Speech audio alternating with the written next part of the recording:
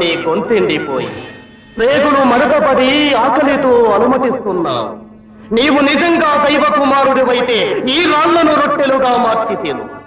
ఈ ఆకలి బాధ ఎందు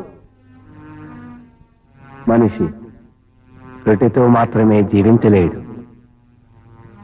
నా తండ్రి అయిన దేవుని నోటి నుండి వచ్చే ప్రతి మాట వలన జీవించగలడు. అది నిజమే కావచ్చు, కానీ ఆ మాట నమ్మేదెలా? అందుకే ప్రజలందరూ చూస్తుండగా ఆ ఎత్తైన శిఖరం మీద నుండి క్రిందకు దూకు. అప్పుడు నీ తండ్రి వాగ్దాన ప్రకారం దేవదూతలు వచ్చి నిన్ను క్రింద పడకుండా కాపాడగలిగితే తప్పక నమ్ముతా. నా తండ్రి అయిన దేవుని శక్తిని పరీక్షించకూడదని నీకు తెలియదా?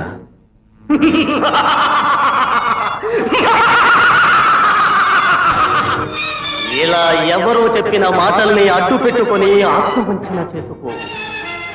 నీవంటే నాకు అత్యంత అభిమానం.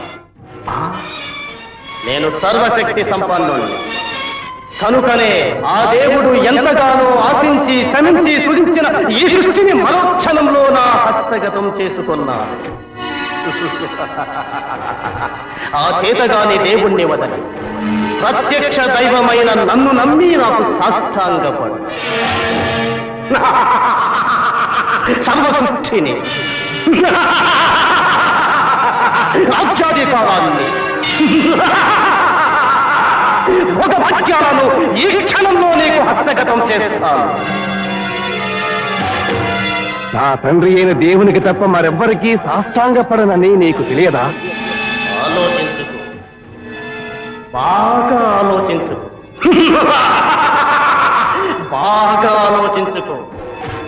సాతాను, నన్ను శోధించుకో, వెళ్ళు.